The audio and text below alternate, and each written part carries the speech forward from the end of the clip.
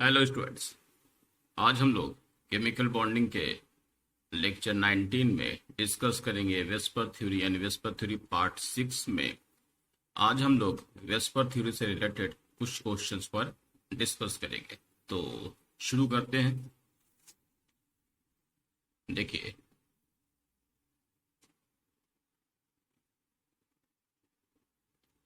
VSEPR theory में the shape of ClO3 minus according to VSEPR theory will be. Shape पूछा गया। तो मैंने आपसे पहले भी कहा कि शेप देखने के लिए मैंने जो तरीका आपको बताया था कि बॉन्ड पेयर लोन पेयर देख लो, तो यहाँ पर भी अगर हम आपसे पूछें तो यहाँ पर बॉन्ड पेयर 3 है, 3 आइटम है। लोन पेयर के लिए फॉर्मूला आप ले लो।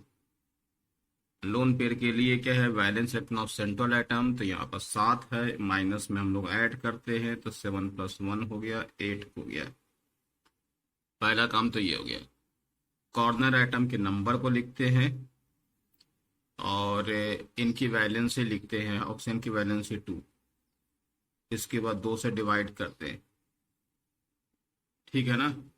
तो आपके पास 8 और 6 यानी कि यहाँ पर कितना आ जाएगा, 1। अब आपके पास ये केस आ गया 4 का, AB4 AB3E। आपको याद होगा ये टेट्राहेड्रल है और एक हटने पर ये कैसा हो जाता है, पिरामिडल। इसलिए इस वाले केमिकल में शेप पूछा गया था, तो ये AB3E है, यानी कि ये केमिकल को AB3E वाले हिसाब से देखा जाए तो इसका शेप क्या होगा, पिरामिडल। तो ये हो गया करेक्ट ऑप्शन बी। ठीक है, नेक्स्ट में देखिएगा। नेक्स्ट क्वेश्चन है BRF3 molecule the lone pair occupy equatorial position to minimise. अब आपको ये पता है ना कि लोन पेयर को लेकर के जैसे BRF3 है, तो BRF3 में ब्रोमीन की आउटर मोस्ट में 7 इलेक्ट्रॉन होते हैं, 3 बॉन्ड है। अच्छा, इक्वेटोरियल पोजीशन पर चलो ये रख दिया। ये देखो, ये हो गया ऐसा,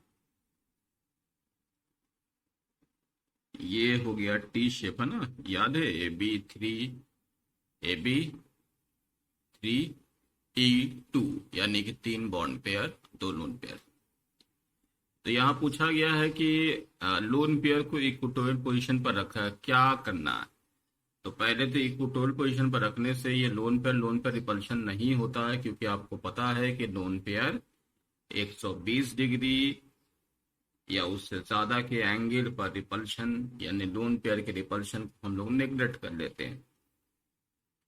दूसरी बात, यहाँ पर रखने की दूसरी वजह भी ये भी है कि लोन पेयर को तो दूर रखा ही गया है, एक लोन पेयर दूसरे लोन पेयर से दूर रखना है।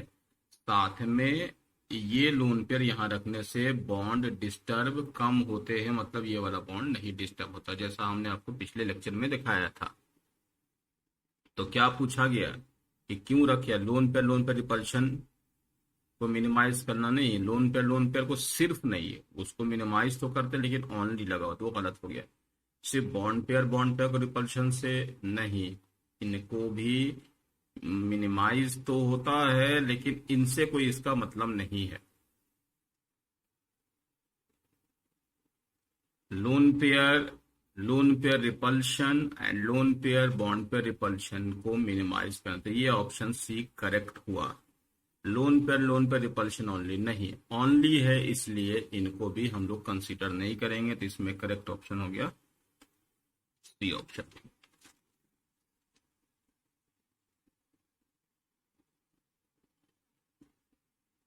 देखो भाई, which of the following correct यानी increasing order of lone pair of electron, lone pair के इंक्रीजिंग ऑर्डर। अच्छा, यहाँ पर एक है कि फॉर्मूले से निकाल लो लोन पेयर बॉन्ड पेयर, तो आपको पता ही है, लेकिन हम आपको बता दें कि यहाँ पर सारे हाइड्रोजन्स है, हाइड्रोजन्स का तो आपको आउटर मोस्ट का इलेक्ट्रॉन पता है ही। यहाँ पर I है, यहाँ 7 है, और हाइड्रोजन्स के आउटर मोस्ट में कितने होते हैं, 7 होते हैं। 1 2 3 4 5 6 7, ये फ्लोरीन आ गया, ये हो गया IF7 यानी 0 लोन पेयर। अब उसके बाद दूसरा वाला केमिकल IF5 बनाओगे, जब IF5 बना दोगे तो ये 5 हो गया, 1 2 3 4 5। आयोडीन के सेंटर में कितने इलेक्ट्रॉन होते हैं, यानी वैलेंस इलेक्ट्रॉन 7 होते हैं, तो एक बच गया लोन पेयर। ClF3 1 2 3, 1 2 3, 7 होते हैं तो 4 बचेगा, यानी कि 2 लोन पेयर। जेनॉन है, जेनॉन और आपके पास जितने भी इनर्ट गैस एक्सेप्ट हीलियम, सबके आउटर मोस्ट में कितने होते हैं, 8 होते हैं ना, तो 2 बॉन्ड बना लो। अभी हम शेप अप नहीं देख रहे हैं, अभी सिर्फ लोन पेयर का कैसे अरेंज करें उसको छोड़ दो। सिंपल देखो, लोन पेयर तो लोन पेयर यहाँ सबसे ज्यादा, यहाँ 3 लोन पेयर, यहाँ 2 लोन पेयर, यहाँ 1 लोन पेयर, यहाँ पर 0। तो एक CF2 ले लिया, फिर उसके बाद ये ले लिया ClF3, फिर ये, यानी थर्ड का करेक्ट ऑप्शन ये हो जाएगा। A molecule 2 lone pair 2 bond pair, 2 और 2 4, यानी 4 वाला केस है। तो आपको फिर से हम यहाँ पर लिख देते हैं 4 वाला केस का मतलब AB4 AB3E AB2E2। अगर आपको ध्यान हो 4 वाले केस में ये 3 ही केस बनाएंगे हम लोग। तो ये वाले केस में बताओ क्या हो गया, टेट्राहेड्रल हो गया ना ये। और जब ये केस था तो क्या था, अभी हम लोग देखे AB3L पिरामिडल, और जब सिर्फ यानी कि यहाँ पर एक लोन पेयर, और जब लोन पेयर 2 था तो क्या हो गया था, बेंट हो गया था ना। ये देखो बेंट, यानी कि हम लोग लिखा था ना वो। तो AB4 यानी टेट्राहेड्रल में 2 केस बना लो, कोई भी लोन पेयर नहीं है तो टेट्राहेड्रल, एक लोन पेयर 3 बॉन्ड पेयर तो pyramidal, 2 bond pair 2 lone pair तो बेंट या एंगुलर। तो यहाँ पर कौन सा होगा, सीसॉ टेट्राहेड्रल नहीं होगा, लीनियर नहीं, शेप में बेंट हो जाएगा, यानी कि 4 का A. Using VSEPR theory predict species which has square planar. अब देखिए स्क्वायर प्लेनर का मतलब हो गया, ये है AB6, कहां पर स्क्वायर प्लेनर देखते हैं, ये दिखाते हैं आपको, AB5E AB4E2, ये आपके पास ये है स्क्वायर प्लेनर। और ये वाले केमिकल में याद है ना, ये वाले केमिकल अगर एक रख देते तो स्क्वायर पिरामिडल, और जब सब तरफ से हटा दे तो ये क्या हो जाएगा, स्क्वायर प्लेनर। तो फिर से समझिएगा, AB6 का 2 केस ही हम लोग को देखना होगा। AB6 होगा तो हम लोग कहते हैं स्क्वायर बाई पिरामिडल, या इसी को हम लोग ने ऑक्टाहेड्रल भी कहा था। स्क्वायर बाई पिरामिडल के लिए क्या हो, AB6, जब 2 में से 1 हट जाएगा तो एक ही पिरामिड रहेगा ना, तो इसको स्क्वायर पिरामिडल कहेंगे, और ये भी हट जाएगा तो स्क्वायर प्लेनर कहेंगे। तो आपको देखिए AB4 यानी कि 4 बॉन्ड पेयर 2 लोन पेयर, ये वाला आना चाहिए। तो यहां पर तो लोन बॉन्ड पेयर ही 2 है, इसका तो होगा नहीं। ये 4 बॉन्ड पेयर तो है, लेकिन कार्बन के वैलेंस पे 4 ही, तो लोन पेयर 0 है। यहां पर भी बॉन्ड पेयर 3 ही है, ठीक है ना, बॉन्ड पेयर 4 और लोन पेयर 2 होनी चाहिए। XCF4 का भी हम लोग निकाला है जेनॉन केमिकल के लिए, 1 1 2, ये हो गया आपके पास ऐसा, ये हो गया AB4 है ना, तो ये हो गया स्क्वायर प्लेनर। अच्छा नेक्स्ट उसी से रिलेटेड है, using the VSEPR theory predict the species which has square pyramidal, यानी स्क्वायर पिरामिड यानी AB5E का। तो यहाँ भी देखो 2 है, 5 चाहिए, यहाँ भी 4 ही है, यहाँ भी 3 है, तो क्लियर हो गया, इसमें तो कुछ करना ही नहीं है। 5 का कैसे, AB5 लोन पेयर, यानी कि ये वाले केमिकल को भी इसमें कैलकुलेट भी नहीं करना है, सिंपल वे में हम यहाँ पर फिर भी बना देते हैं, लेकिन बना के भी देखना नहीं है, डायरेक्ट आपको ये हो गया केमिकल ऐसा, स्क्वायर पिरामिडल यानी AB5E, यानी कि 5 बॉन्ड पे एक लोन करते हैं। ये तो देखने की जरूरत ही नहीं है, इनका कैलकुलेट मत करो, तो डायरेक्ट आपको पता चल गया। नेक्स्ट क्वेश्चन पर आते हैं। among the following molecules, which of the following shape does not describe any one of the molecule mentioned? SO2। हम यहाँ पर डायरेक्ट ऐसे लोन पेयर का फॉर्मूला लगा के देखना तो देख सकते हो। ये हो गया ऐसा, एक SF4, आपके पास ये ऐसा 6 होता है आउटर मोस्ट में, एक लोन पेयर को छोड़ दिया। ClF3 कितने, 7 होते हैं ना, तो 7 में से ये हो गया ऐसा ClF3। BrF5, अभी हम लोग ने इसका स्ट्रक्चर बनाया है, F F F F और XCF4,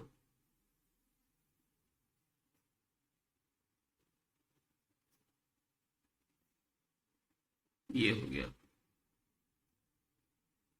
ये बताओ AB2E है, तो AB2E कैलकुलेट करके देखोगे, हम लोग इसको सिंगल जैसे ट्रीट करें, AB2E यानी कि ये कैसा हो जाएगा, बेंट, यानी ए ऑप्शन ठीक है।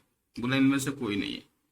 ये देखिए ये कैसा हो गया है, AB4E।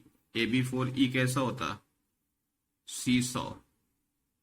देखिए हमने यहाँ पर डायरेक्ट निकाल, लेकिन कुछ मॉलिक्यूल के डायरेक्ट स्ट्रक्चर को तो आपका टाइम बचेगा, नहीं तो आपको लोन पर निकालने का तरीका मालूम ही है। तो ये भी C100 भी है, ये भी ठीक है। ClF3, तो ये वाला फॉर्म कौन सा आ गया है, AB3E2, यानी कि ये टी शेप हो जाएगा, तो टी शेप भी है। AB5L, AB5L नहीं यानी E, तो ये हो जाएगा स्क्वायर पिरामिडल। याद है ना, अभी ऑक्टाहेड्रल का केस देगा, स्क्वायर पिरामिड। और ये क्या हो जाएगा, AB4E2, मतलब क्या हो गया, स्क्वायर प्लेनर। तो ये वाला ऑप्शन नहीं है। बोला इनमें से कौन सा है जो इसमें गिवन नहीं है, यानी कि सारे बेंट भी देख रहे हैं, C100 भी देख रहे हैं, स्क्वायर पिरामिडल भी देख रहे हैं, टी शेप भी देख रहे हैं। ये तो टी शेप है ना, ये टी शेप भी हो गया, लेकिन स्क्वायर प्लेनर, ये स्क्वायर प्लेनर नहीं है। तो ये आपके पास इस वाले केस में does not describe any of the molecule. Bent तो दिख ही रहा है। अच्छा हाँ, ट्राइगोनल बाइपिरामिडल, ट्राइगोनल बाइपिरामिडल नहीं है, ये टी शेप है, C100 है, बेंट है, तो यानी कि इसमें कौन सा करेक्ट ऑप्शन हो जाएगा, बी, है ना। ट्राइगोनल बाइपिरामिडल के लिए क्या तरीका होगा, यानी कि क्या केस होगा, AB5, है ना, PCl5 टाइप का केमिकल। चलो, मोस्ट स्टेबल, तो आपको तो पता है कि जब भी हम लोग यहाँ पर देखिए AB5 का केस है, तो लोन पेयर को हमेशा हमने एक फिक्स पोजीशन रख दिया था कि इस वाले केस में जब भी लोन पेयर 1 होगा या 2 होगा, तो लोन पेयर की पोजीशन हमेशा जो है कहाँ पर होगी, तो लोन पेयर की पोजीशन हमेशा हम लोगों ने कहाँ रखी थी, इक्वेटोरियल पर। तो इस हिसाब से पूछा गया कि कौन ज्यादा मोस्ट स्टेबल है। ये तो 90 डिग्री पर है, तो इनको तो हम लोग यहाँ पर रखेंगे नहीं, सबसे ज्यादा अनस्टेबल। अब बताओ दूसरा ऑप्शन, ये स्टेबल है, लेकिन हमने कहा था ना कि इनसे सारे बॉन्ड डिस्टर्ब होंगे, ये भी 90 डिग्री पर, ये भी और ये भी, लेकिन इनसे यहाँ पर रखने पर ये डिस्टर्ब नहीं होगा, यानी बच जाएगा। तो मोस्ट स्टेबल कौन सा हो गया, वन ओनली, यानी कि ए ऑप्शन। तो यहाँ पर क्वेश्चन में दिया कि सबसे ज्यादा स्टेबल, तो हमने तो एक जनरलाइज फॉर्म आपको लिखाया गया है कि AB5 के केस में एक लोन पेयर हो या दो हो या तीन हो, हमेशा ही इक्वेटोरियल पर रखेंगे। तो यहाँ पर तो इक्वेटोरियल है, यहाँ एक्सियल है, इक्वेटोरियल, एक्सियल इक्वेटोरियल दोनों, तो ये दोनों अनस्टेबल है, ये वाला सबसे ज्यादा स्टेबल है, यानी कि वन ओनली, यानी A option. Single bonded molecule is T shape. अब देखिए टी शेप वाला फिर से आ गया, आपको फिर से दिखा दे, AB5 का केस होगा, AB5 में AB4E, AB3E2 और AB2E3, ये तीन केस है। ट्राइगोनल बाइपिरामिडल है विदाउट लोन पेयर। तो यहां पर इसका केस कैसा बनता था, सीसॉ, और ये वाला टी शेप AB3E2 वाले में टी शेप, और ये वाला केस कैसा था, लीनियर। तो उसने क्वेश्चन पूछा कि single bonded molecule the number of non bonding यानी lone pair effect on edge. तो अगर कोई सिंगल बॉन्डेड मॉलिक्यूल है, single bonded molecule is T shape, मतलब यहां पर ये नहीं लिखा था MX3, मान लो MX3 टाइप का कोई केमिकल है जिसका टी शेप है, तो तीन बॉन्ड पेयर तो हो गया, तो दो लोन पेयर होना चाहिए, तभी तो आएगा ये केस, M1 2 3, तीन बॉन्ड पेयर। तो ये लिखा ना, bond pair 3, loan pair 2, non bonding मतलब लोन पेयर। तो ये टी शेप के लिए कंडीशन है कि बॉन्ड पेयर 3 होना चाहिए, लोन पेयर 2 होना चाहिए। तो इसमें करेक्ट ऑप्शन कौन सा हो गया, 9 का C. Isostructural with methane. अब देखिए मीथेन को हम लोग ने लिखा है, ये टेट्राहेड्रल है, बॉन्ड पेयर 4, लोन पेयर 0। अब ये वाले केमिकल में देखिए, सब केमिकल को डायरेक्ट याद रखिए, वैसे हम आपको बॉन्ड पेयर लोन पेयर के अकॉर्डिंग, तो यहाँ नाइट्रोजन के ऊपर प्लस आ जाएगा, तो यहाँ पर भी लोन पेयर 0। सल्फेट का भी स्ट्रक्चर बहुत बार आपके कॉपी में बना दिया है, वैसे कैलकुलेट करना है तो कैलकुलेट भी कर लो। ये सल्फेट केमिकल में देखो, एक यानी बॉन्ड तो 4 ही है, बॉन्ड पेयर 4, अब सिंगल से हो डबल से उससे कोई मतलब नहीं, बॉन्ड पेयर 4 तो लोन पेयर कितना 0, तो ये भी हो गया टेट्राहेड्रल। फॉस्फेट वाले केमिकल में भी ऐसा ही है, फॉस्फेट वाले केमिकल में भी अगर आप देखें तो इस वाले में भी ऐसा ही है, 1 2 3 4, मुझे 4 बॉन्ड दिख रहा, यानी बॉन्ड पेयर 4, लोन पेयर आपको फॉस्फोरस पर दिख रहा नहीं दिख रहा, तो ये AB4 टाइप का हो गया, और AB4 टाइप का केमिकल मतलब ये टेट्राहेड्रल होता, तो ये भी टेट्राहेड्रल, ये भी टेट्राहेड्रल, ये भी टेट्राहेड्रल, और मीथेन तो होता ही। आपको फिर से बता दे, वैसे आप अगर फॉर्मूला याद रखते हैं बॉन्ड पेयर और लोन पेयर निकालने का, तो निकालोगे तो वही आएगा, लेकिन हमने कहा कि इनके डायरेक्ट याद रखोगे तो आपसे जल्दी हो जाएगा, फास्ट आप इसको कर सकते हैं। तो सबसे तरीका यही है कि सल्फेट का हो गया, अमोनियम का हो गया, फॉस्फेट का, उनका स्ट्रक्चर डायरेक्ट याद रखे कि बॉन्ड पेयर 4, लोन पेयर 0, यानी टेट्राहेड्रल होगा। चलो नेक्स्ट क्वेश्चन पे आते हैं। Following 2 types of bond. अब देखिए 2 types of bond, AB2, AB3, AB4, AB6, यहां सेम टाइप ऑफ बॉन्ड, और आपको याद होगा AB5, इसमें एक्सियल और इक्वेटोरियल है, इसमें भी एक्सियल और इक्वेटोरियल। तो AB5 और AB7, इनमें 2 टाइप का बॉन्ड होता है। कभी क्वेश्चन में आ जाए कि किन में 2 टाइप के बॉन्ड होंगे, तो ये तो देखिए टेट्राहेड्रल है, इसमें कुछ होगा नहीं, मैंने लिख दिया AB2, AB3, AB4, AB6 में सेम टाइप के बॉन्ड। ये भी ट्राइगोनल प्लेनर है, AB3 है, और ये AB6 है, यानी AB6 टाइप का केमिकल हो गया, यानी SF6। तो ये बॉन्ड एक जैसा है, टू टाइप्स ऑफ बॉन्ड, तो PCl5 क्या होगा, इस टाइप का हो गया, इसमें एक्सियल और इक्वेटोरियल होता है, और AB7 में भी एक्सियल और इक्वेटोरियल होता था। जब भी क्वेश्चन में दो टाइप का बॉन्ड पूछे तो दो ही केमिकल, दो टाइप के केमिकल पर दिमाग में रखना है। AB5 में दो टाइप का बॉन्ड होता है और AB7 में। तो यहाँ पर करेक्ट ऑप्शन कौन सा हो गया, डी हो गया। लीनियर शेप यानी AB2 टाइप का, तो बेरिलियम का तो आपको पता ही है, या बेरिलियम का कैलकुलेट करोगे तो लोन पेयर 0 आएगा। उसी दूसरा टाइप का भी है BeH2 का भी लोन पेयर 0 आएगा। NO2 प्लस का नहीं है तो हम फॉर्मूला लगाते हैं, बॉन्ड पेयर यहाँ पर कितना हो गया, बॉन्ड पेयर गिवन आइटम 2 है, लोन पेयर निकालते हैं। लोन पेयर के लिए आपके पास फॉर्मूला हो गया, लोन पेयर के लिए नेट वन का वैलेंस इलेक्ट्रॉन 5 प्लस है तो एक माइनस कर दो, फिर माइनस गिवन आइटम 2 है, ऑक्सीजन की वैलेंसी 2 होती है तो नेट डिवाइडेड बाय 2 यानी नेट 0। तो ये भी हो गया AB2। AB2 टाइप का केमिकल है, यानी कि ये भी AB2 है, तो ये वाले केमिकल भी लीनियर हो जाएंगे, यानी कि करेक्ट ऑप्शन डी हो जाएगा। तो आप देख सकते हो कि गिवन केमिकल में लोन पेयर वाला जो पार्ट मैंने आपको दिखाया है कि लोन पेयर में valence electron central atom plus है तो माइनस कर दो, और माइनस है तो जोड़ दो। यहाँ पर प्लस था इसलिए मैंने माइनस किया, minus given atom into oxygen की वैलेंसी 2, तो 2 2 4 या भी 4, तो नेट वैल्यू 0।